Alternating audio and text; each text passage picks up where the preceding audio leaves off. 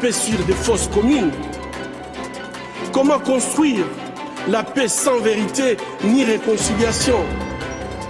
Comment construire la paix sans justice ni réparation?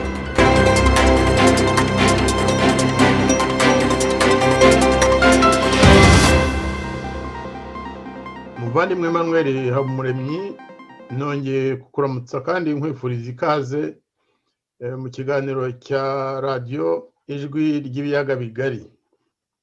Mu kiganiro twagiranye ubushize wabwiye abakurikiraga ibiganiro uriwe, ubabwira Musenyeri Perodin, André Perodin uwo ari we, uvuga ibikorwa bye mu Rwanda, uvuga cyane cyane wibanda ku ibarwa yandikiye abakristo bo mu Rwanda yise mbere ya byose urukundo, cyangwa hejuru ya byose urukundo, super omnia caritas. Ubwo rero nk'uko wabagiraga inama, abenshi bashobora kuba barafashe igihe cyo gusoma iyo barwa kugira ngo uyu munsi bumve neza icyatumye yandika, ibihe bikomeye twarimo, mibanire yari afitanye na mugenzi we Musenyeri Bigirumwami Aloyizi, n'ibindi byose ushobora gusanga ari ngombwa kutugezaho. Ubwo rero tuguhaye ijambo, ikaze, wongere twibwire mu magambo make nanone kugira ngo bibutse uriwe, natubwire na Musenyeri Perodin mu magambo make cyane, nubwo dushobora kuzasubizaho igice wabisobanuyemo neza.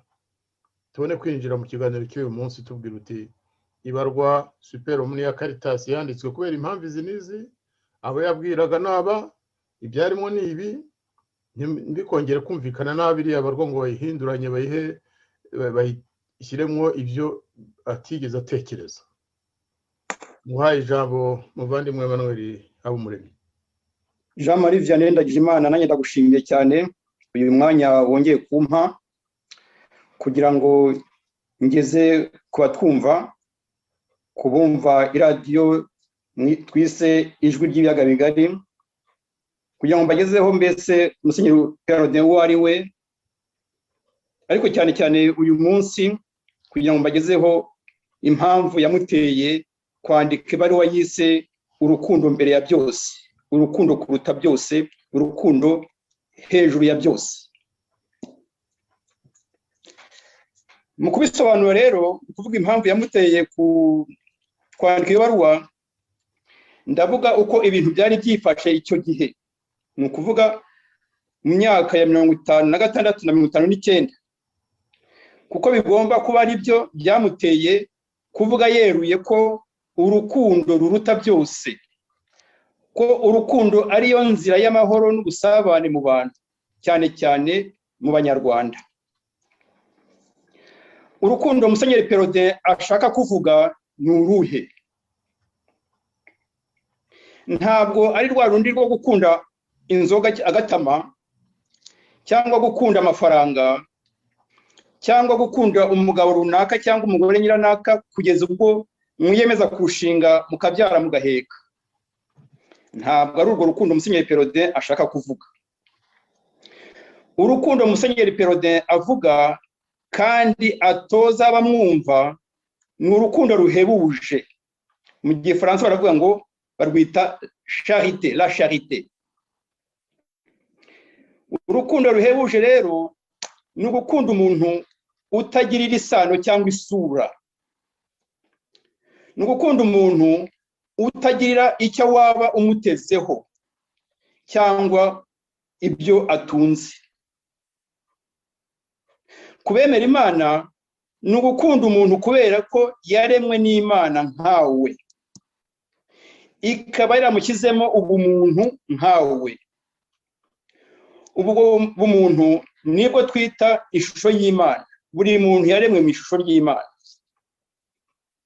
Ubwo bumuntu bukaba bugomba gushyigakirwa kuva yasamwa kugeza asubiye kwa nyir'ubuzima.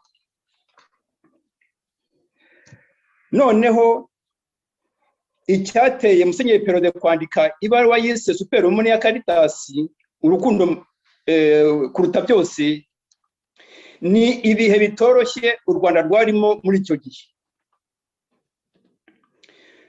Nk'uko nabibabwiye ubushize, Musenyeri Perode yabaye umushumba wa vikariyati tuvuga diyoseze ya Kabgayi muri 1956 asimbura umufaransa witwa Laurent de Primoze wari wayoboye iyo vikariyati kuva muri 1943 kugeza muri 1955. We yaragiye mu kiruhuko cy'izabukuru. Mukuru we mu bwepiskopi ari we Musenyeri Aloyize Bigirumwami, we yabuhawe ku itariki ya mbere z'ukwa gatandatu muri 1952, ni imyaka 4 mbere ye. Niyo mpamvu nawe yafashe ko yasabye ko amuha iyo ngabire y'ubwepiskopi. Ibyo ngiye kubabwira ibyinshi tubisanga mu gitabo Musenyeri Perode ubwe yanditse mbere yuko atabaruka. Icyo gitabo gifite amapaje 443 yakise mu gifaransa Un évêque au Rwanda, témoignage, les 6 premières années de mon épiscopat, 1956-1962. Icyo gitabo cyasohotse mu icapiro kuri 28 z'ukwa kabiri mu 2003. Nuko Musenyeri Perode yinjira burundu mu buzima buhoraho kuri 25 z'ukwa kane muri uwo mwaka, nta mezi 2 yashize. Nuko Musenyeri Perode nka wa musaza Simeoni wo muri Bibiliya abwira Uhoraho ati: Nyagasani, noneho sezerera umugaragu wawe mu mahoro nk'uko wabivuze. Ibyo nashatse kubwira abanyarwanda ndabitangaje, ubu nshobora kwigendera. Ubuhamya bwanjye bw'uyu munsi nuko ndi umwe mu bagize amahirwe yo gusoma icyo gitabo kuva ku nyuguti ya mbere kugeza ku ya nyuma, kuko mbere yuko acyohereza mu icapiro yasabye kugisoma nitonze. Ndibuka ko twamaranye icyumweru cyose aho yari atuye mu kigo cy'abapadiri bera mu mujyi wa Veyras mu Busuwisi.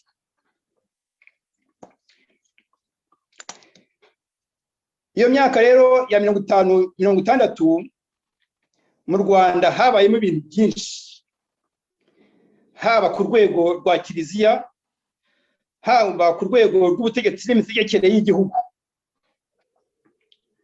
Muri Afurika yose murabizi, inkundura y'ubwigenge yari itangiye. Ku buryo bw'umwihariko muri Kongo Mbirigi, Rwanda, Burundi byari bishyushye. Ibyo bihugu byashakaga kwipakurura ubukolonize bw'Ababiligi. Muri ibyo bihe abaturage bo mu Rwanda, uhereye ku bari ku butegetsi ndetse n'abageze mu ishuri, cyane cyane amashuri makuru, amashuri y'Ibujumbura, iseminari, amashuri y'abarimu na école ménagère, bafunguye amaso basanga gukomeza gutegekwa n'ikindi gihugu bitari ibyo kwihanganirwa. Ariko mu Rwanda hakaba ikindi kibazo cy'ingutu, ubusumbane bushingiye ku moko. Ubwo busumbane bwagaragaraga cyane cyane mu butegetsi, mu mashuri yisumbuye no muri kiliziya, ni ukuvuga mu bapadiri mu bihayimana. Reka ntange urugero. Imibare yo muri 57 iteye kwibaza. Icyambere, mu butegetsi abashefu bategekaga ibyo bitaga shoferi, ubu twavuga uturere cyangwa district, 45 kuri 45 bari abatutsi, ni ukuvuga 100%.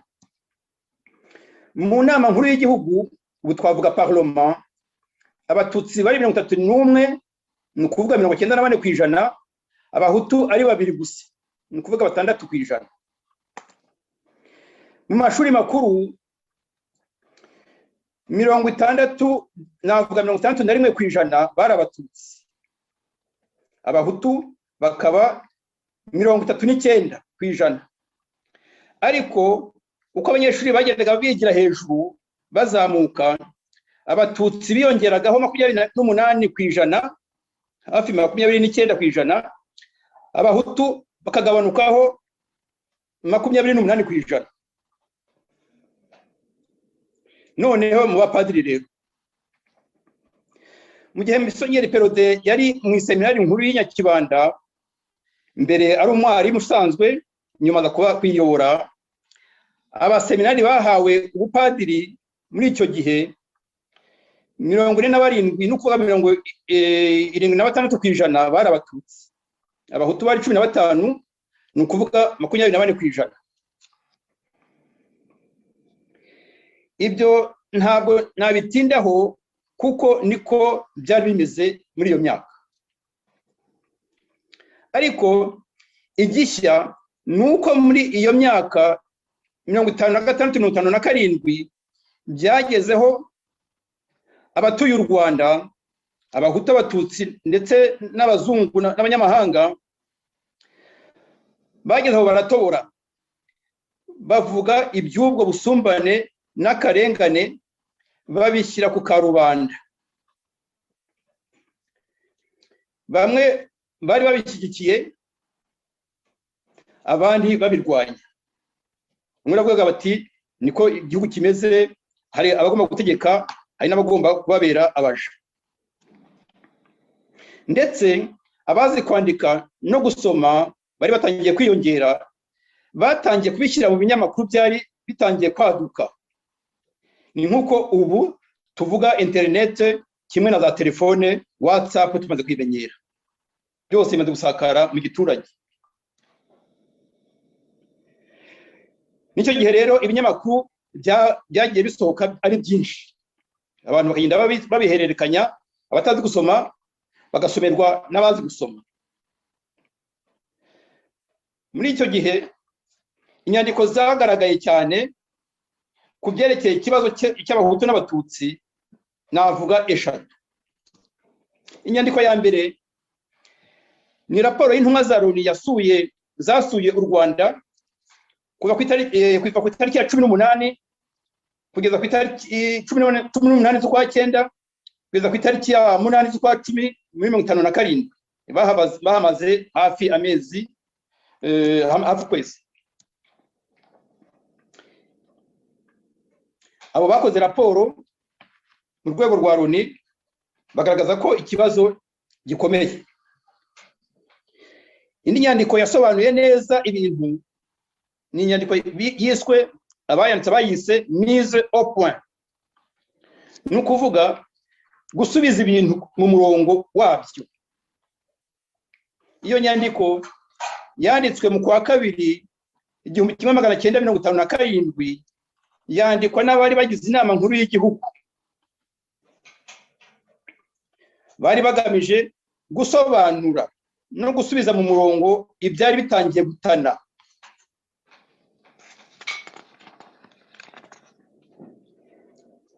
Inyandiko ya gatatu ni iyo abayanditse bise manifeste y'abahutu, manifeste de Hutu. Ni ukuvuga porogaramu y'abahutu yanditswe ku itariki 24 z'ukwezi kwa 3 57, ni ukuvuga ukwezi kumwe gusa nyuma y'uko mise au point isohoka. Iyo nyandiko manifeste y'abahutu yo yasobanuraga akarengane k'abahutu, itanga n'umuti w'icyo kibazo. Mbese uwashaka kumva neza ibiriho ubu mu Rwanda yagerageza kubona izo nyandiko zombi akazisoma. Erega ubwo amashyaka yahise avuka, amashyaka ya politike yatangiye rero kuvuka, maze ibintu birivanga. Navuga ko byabaye incontrôlable mu Gifaransa. U Rwanda rucikamo ibice bibiri bishingiye ku moko. Haba igice cy'abatutsi bari bakomeye ku butegetsi bwariho, n'igice cy'abahutu n'abatutsi bifuzaga ko ibintu byahinduka, akarengane n'ubusumbane mu Banyarwanda bikavaho burundu. noneho rero mu rwego rwa kiliziya mu gitabo cye ku ipaje 178 Musenyeri Perraudin agira ati ku giti cyanjye numvaga kandi nabonaga ko ikibazo cyo mu Rwanda cyari kirenze kure ibya politiki, ntabwo byari ibintu gusa by'imitegekere y'abantu nuko u Rwanda rwategekwaga.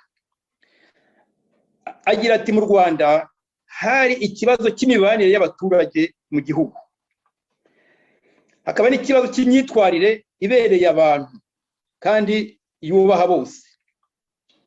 Mu Gifaransa aravuga ati il y avait un problème social et moral. Musenyeri Perraudin agira ati hari ikibazo cyo kwemera ko buri muturarwanda afite agaciro gakomeye kandi ko agomba kubahwa. Akomeza agira ati nta wari ugishoboye kwihanganira ko abahutu muri rusange bakomeza gusuzugurwa no kunenwa ku buryo buteye isoni. Mu gitabo cye avuga ko icyamufunguye amaso ari imyaka yamaze muri seminari nkuru y'Inyakibanda, aho mu masomo yari ashinzwe kwigisha harimo isomo ryitwaga traité de la justice sociale. Mu Kinyarwanda mbese ngenekereje navuga gusesengura, isomo ryitwaga gusesengura ibyerekeye uburinganire mu bantu.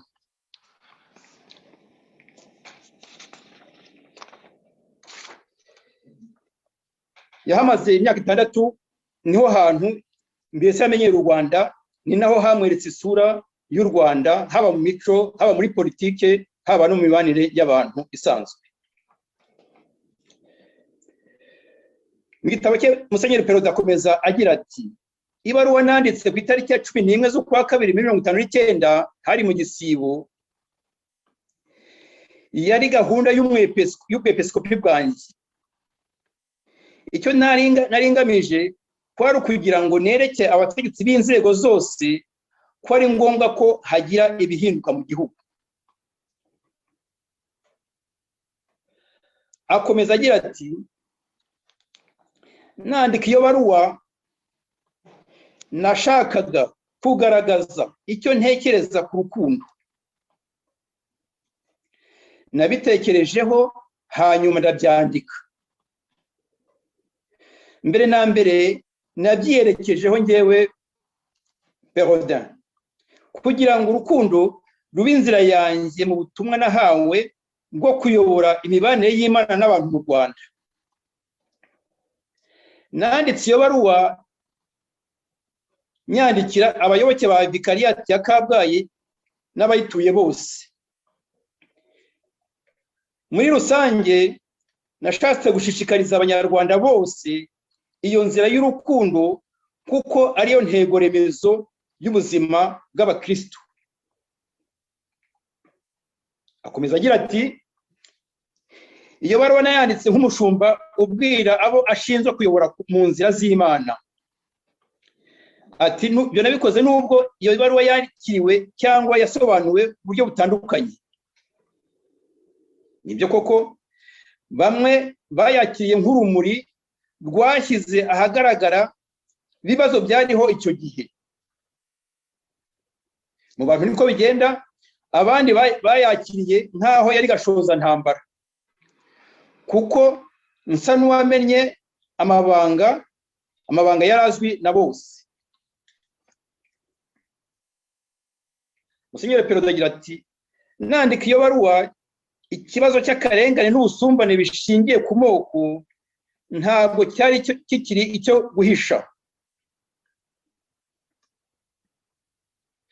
Mu Rwanda yewe no mu Burundi byari bishyushye, byari bikomeye ku buryo n'abepiskopi ba Rwanda u Burundi bacyamaganye bivuye inyuma mu nyandiko yabo yo kuri 25 z'ukwa 8 muri uwo mwaka 1959.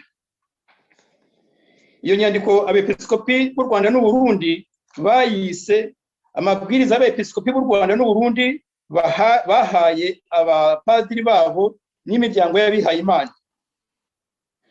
kuko bagomba kubanyuraho kugira ngo mbese inzira babahaye, inzira y'urukundo, inzira yo kurwanya akarengane, yo kurwanya ubusumbane, iyo nzira bayigeze bayitoze abo bashinzwe. Ubwo rero ntabwo byaciriye aho, ni muri iyo nkundura kandi Musenyeri Perodin na Musenyeri Bigirumwami bakoranije abasaserdoti babo, abapadiri bose ba Nyundo na Kabgayi mu nama bise Sinode ya Kiliziya y'u Rwanda. Iyo sinode yabereye mu Iseminari nkuru i Nyakibanda mu kwezi kwa 8/59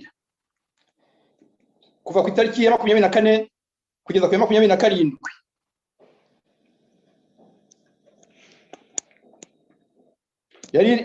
Yabaye inama yagize akamaro cyane mu mateka y'ubukristo mu Rwanda, nanone birumvikana bigakomeza no kuri politike y'igihugu no ku miyoborere y'igihugu. Hamwe n'imyanzuro y'iyo nama nkuru ya Kiliziya, Musenyeri Bigirumwami na Musenyeri Perodin baboneyeho umwanya wo gushyira ahagaragara igitekerezo cya Kiliziya y'u Rwanda ku kibazo cyari cyashyuhije imitwe cyerekeranye na Karinga, ariyo ikirangantego cy'ubwami mu Rwanda.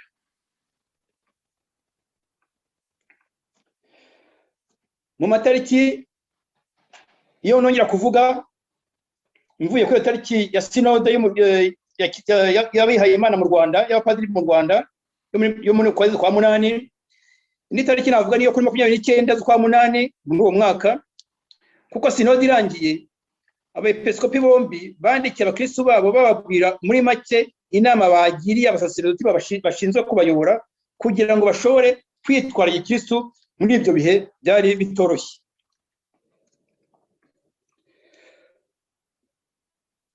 Muri uko kwezi, mu kwezi kwa 9, tuvuye mu kwezi kwa 8, mu kwezi kwa 9 k'uwo mwaka, Musenyeri Bigirumwami na Musenyeri Perodin banditse ibaruwa y'ibanga, ni kuvuga lettre confidentielle, bayandikira abayobozi b'imiryango y'abihaye Imana n'abapadiri ba diocese zabo, bababwira uko bagomba kwitwara imbere y'ishyaka ry'abatutsi ryitwaga UNAR ryari rimaze kuvuka. Mu kwezi gukurikiyeho ku itariki ya 11 z'ukwa 10 banditse indi baruwa y'ibanga iteye nk'iya mbere. Iyo noneho bavugaga uko abantu bagomba kwitwara, cyane cyane abihaye Imana n'abapadiri imbere y'ishyaka ry'abahutu naryo ryari rimaze kuvuka ryitwa Parti Sociale Hutu d'Astrida, naryo ryari ryatesheje abantu umutwe. Ibyo ari byo byose, imidugararo yo mu kwa 11/59 yatewe nuko abanyarwanda banangiye imitima, ntibashake kumva impanuro z'abashumba babo. Iyo midugararo yababaje bikomeye abepiskopi bacu bombi, Musenyeri Bigirumwami na Musenyeri Perodin, ariko ntako batari bagize ngo abantu babane mu mahoro, mu bwumvikane, mu bwubahane. Aha nasaba ababishoboye kuzongera gusoma kandi bagasomesha ibaruwa ya Musenyeri Perodin, urukundo mbere ya byose, kandi mukagereranya ubutumwa burimo n'ibihe u Rwanda rurimo ubu ngubu. Icyo nabasaba ni uko twese twakwishyira hamwe tugakomeza gusabira dushize ubute u Rwanda n'abarutuye bose.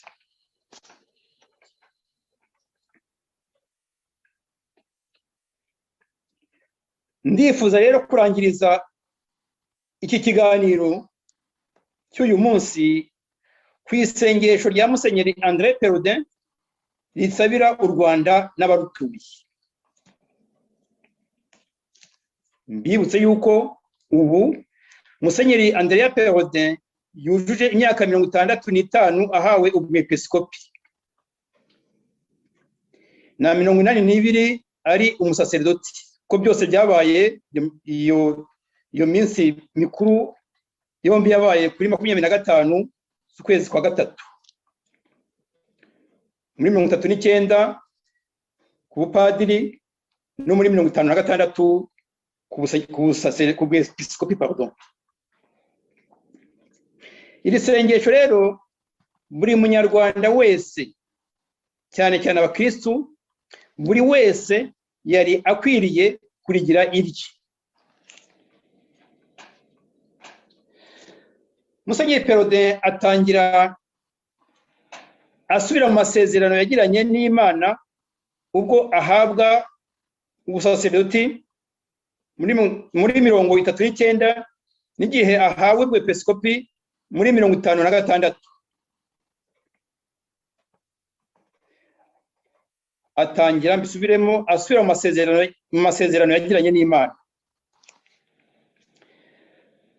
Banyarwandakazi, akenshi twibagirwa ko turi abantu, ko twaremwe mu ishusho ry'Imana. Mu mibereho yacu no mu byo dukora twibagirwa kenshi ko turi abantu. Kuri bamwe kandi benshi mu Rwanda twibagirwa ko turi abakristo, ko twagiranye amasezerano n'Imana ku munsi wa batisimu yacu. Tujye tubyibuka. Icya mbere, mu mibereho yacu tujye twibuka ko turi abantu, uri umuntu. Kandi kuri bamwe benshi mu Rwanda tujye twibuka ko turi abakristo. Musenyeri Perode mu isengesho rye akomeza asaba Imana imbabazi. Koko ntabwo turi abere muri byose n'igihe cyose, kuko baca umugani ngo n'intungane bwira icumuye karindwi. Ariko banyarwandakazi, tujye twibuka kwicisha bugufi dusaba Imana imbabazi, kubera ubuhemu bwacu kenshi bukurura akaga turimo. Kenshi nitwe ba nyirabayazana b'ibintu biba mu Rwanda rwacu. Nitwe ba nyirabayazana. Umuco wo gusaba imbabazi tuzisaba Imana, iyo uherekejwe n'uwo gusaba imbabazi abo twahemukiye, ujye uduhora hafi niba dushaka kuva mu bucakara bw'inzangano bwatugize imbata. Gusaba Imana imbabazi, tugasaba imbabazi n'abaduhemukiye. Musenyeri Perode akomeza isengesho rye ashimira Imana. Umutima wo gushima wari ukwiye kuranga umukristu wese n'igihe cyose, ndetse wari ukwiye kuranga n'abafite umutima wa muntu bose. Twese tujye twibuka gushimira Imana no gushimira abatugiriye neza. Musenyeri Perode mu isengesho rye agaragaza akababaro yatewe n'akaga kagwiriye u Rwanda n'abanyarwanda bose mu bihe byose, ariko cyane cyane akaga kagwiriye u Rwanda mu mwaka w'1994 na n'ubu ibibazo kateye bikaba bikiri urusobe. Banyarwandakazi, ese akaga kagwiriye abandi, cyane cyane ibibaye ku muturanyi, bijya bitubabaza? Aho ntitwabaye bantampuhwe cyangwa se bantibindeba? Aho tujye tuhagaruka kenshi. Ibintu bibaye ku muturanyi wawe, ku muntu ukuri hafi, ntabwo bigomba kugusiga ntacyo ubivuzeho cyangwa ubikozeho. Musenyeri Perode akomeza aragiza Imana abanyarwanda bose, cyane cyane abapfuye n'abakibabazwa n'akaga u Rwanda rurimo. Imyaka ibaye akatabarika. banyarwandakazi, twirinde umuco wo gukina ku mubyimba abari mu kaga n'iyo baba ari abanzi bacu. Niba ntacyo dushoboye kubamarira, twitoze byibura umuco wo kubasabira ku Mana yo ihoraho iteka, Imana yo mugenga wa byose. Naho ibindi twiruka inyuma dusimbuka imirambo y'abantu nkatwe, byose ni ubusa, ni nk'umuyaga uhutera. Musenyeri Perraudin akomeza isengesho rye muri aya magambo: Nyagasani Yezu, wowe utuzi imbere n'inyuma, girira impuhwe iyi mbaga nkunda kandi nitangiye, akira abawe bapfuye mu bwami bwawe, ha ihumure abakibabaye kugeza na n'ubu, ari abari imbere mu gihugu cyangwa hanze yacyo. Hagurutsa mu mpande zose z'u Rwanda abahanuzi b'ubwiyunge, b'ubusabane n'amahoro. Bisubiremo: hagurutsa mu mpande zose z'u Rwanda abahanuzi b'ubwiyunge n'ubusabane n'amahoro. Arakomeza ati: Abanyarwanda bose uko bakabaye, hatitawe ku bwoko cyangwa ku karere, ni abana bawe ukunda Nyagasani. Barokore, biyegereze mu kuri no mu bumwe, nk'uko wabisabiye abigishwa bawe ba mbere kuri so, maze bose bunge ubumwe, cyane cyane ko abenshi muri bo ari abakristo.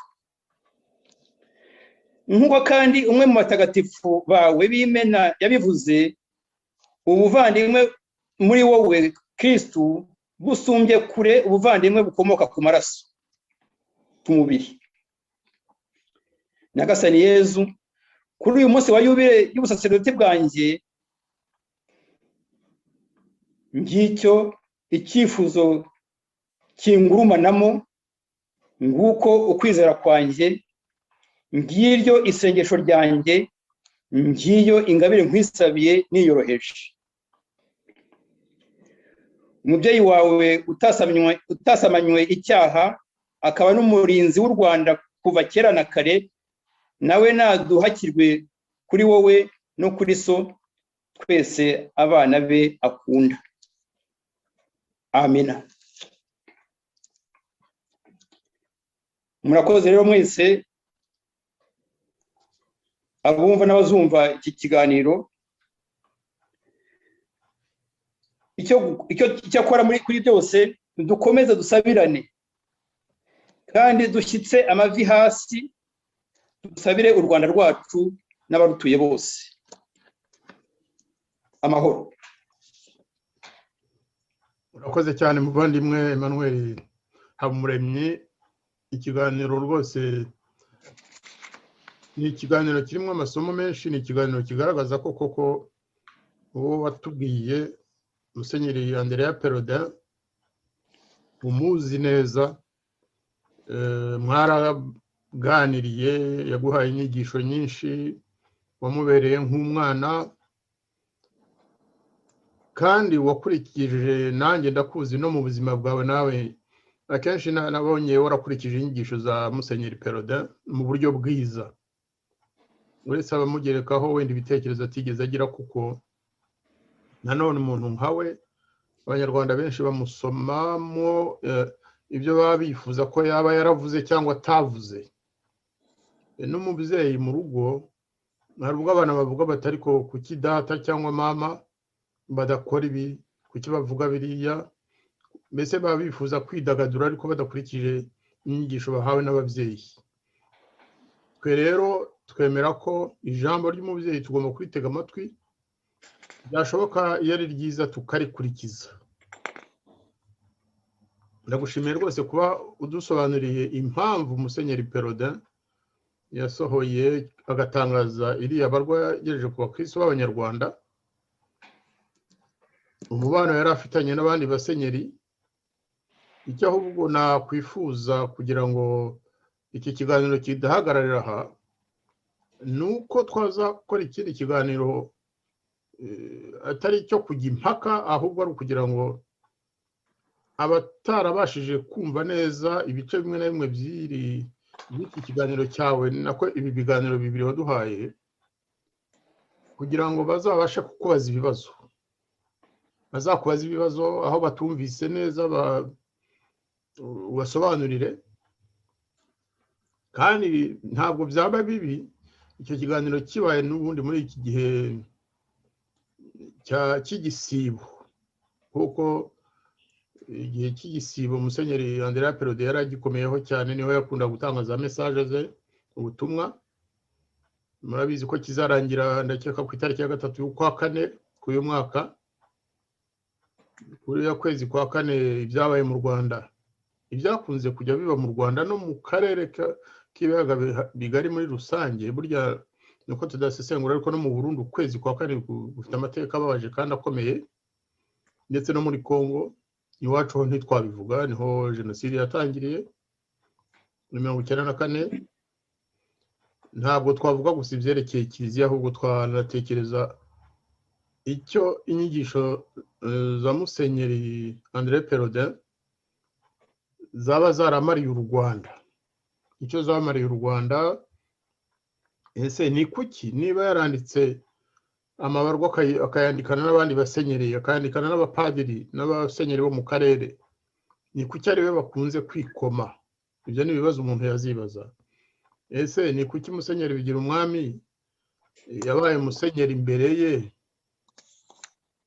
Andrea Perode wari muto kuri we amurusha ubunararibonye cyangwa igihe yari amaze mu busenyeri akaba ariyo bagira arasheveke hari abakunze kubyibaza ndetse bakavuga bati hariya harimo akaboko k'abakoroni kugira ngo Bigira Umwami bamwegize inyuma kandi nyamara abantu bose bazi ko bakomeje kuba inshuti hari ibibazo byinshi umuntu yagenda asobanura icyo gihe ndumva utanaza wenyine kuko ushobora kuzana n'abandi bamenye Musenyeri Perode baba abapadiri cyangwa abandi bantu abakristo basanzwe noneho tukaganira ikiganiro niyo cyaba kirekire kurusha cy'uyu munsi ariko abantu bakarushaho kumva neza Musenyeri Perode ubwo ari ibitekerezo bye n'inyigisho ze cyane cyane n'ibyari bikubiye muri iriya baruwa yitwa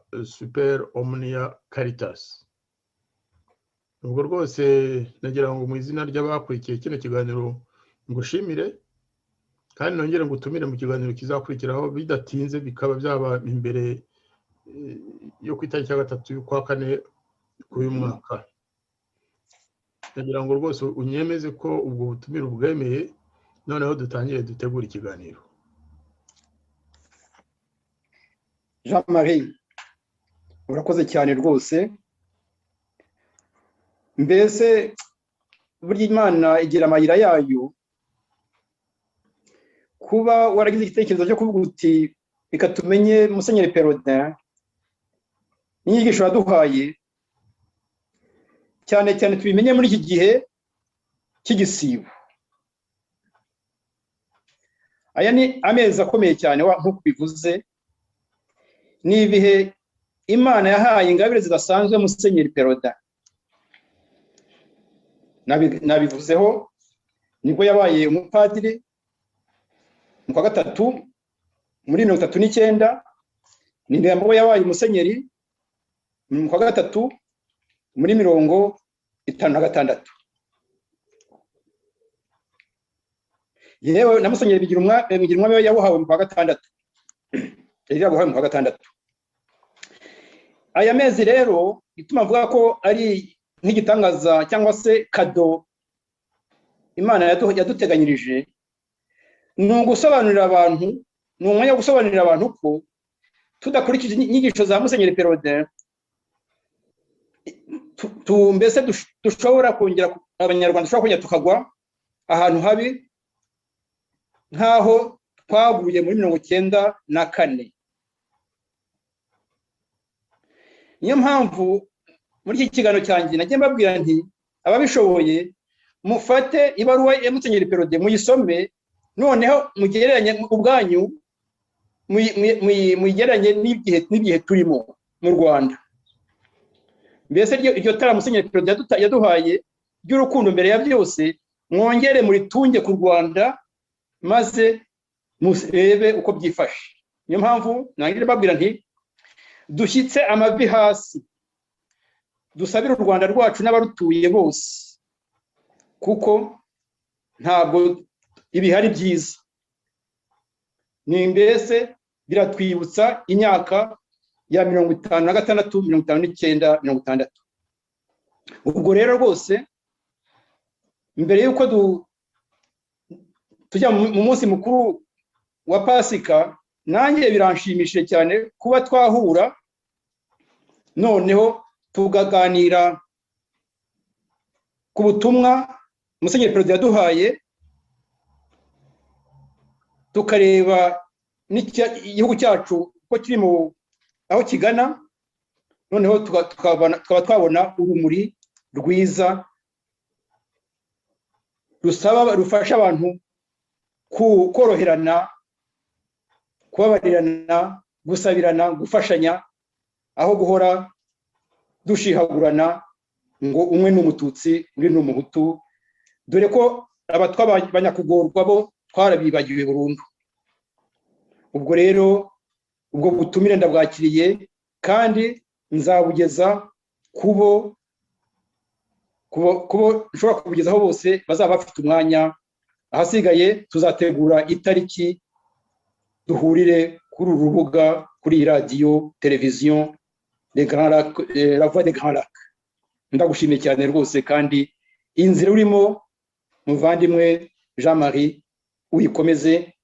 Iyi radiyo televiziyo yawe akumva ko muri na benshi turayishyigikiye, kandi nzayishyigikira uko nshoboye kose. Urakoze cyane Manuel, urakoze cyane rwose.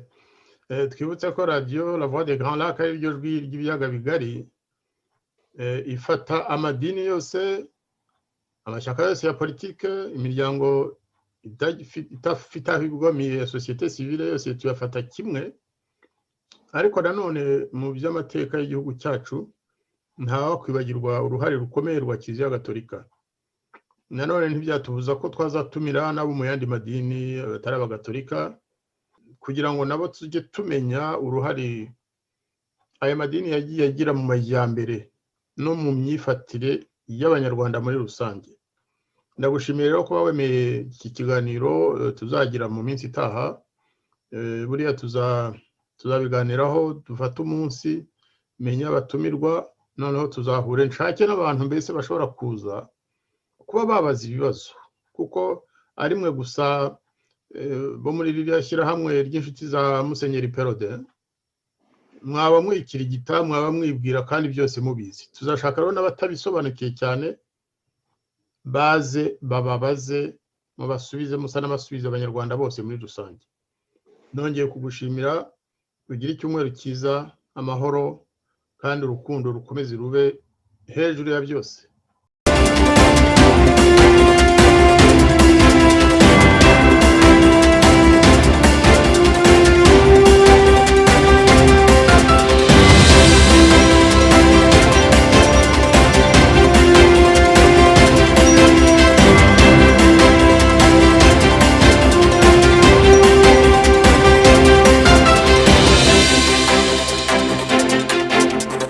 Mais comment construire la paix sur des fausses communes? Comment construire la paix sans vérité ni réconciliation? Comment construire la paix sans justice ni réparation?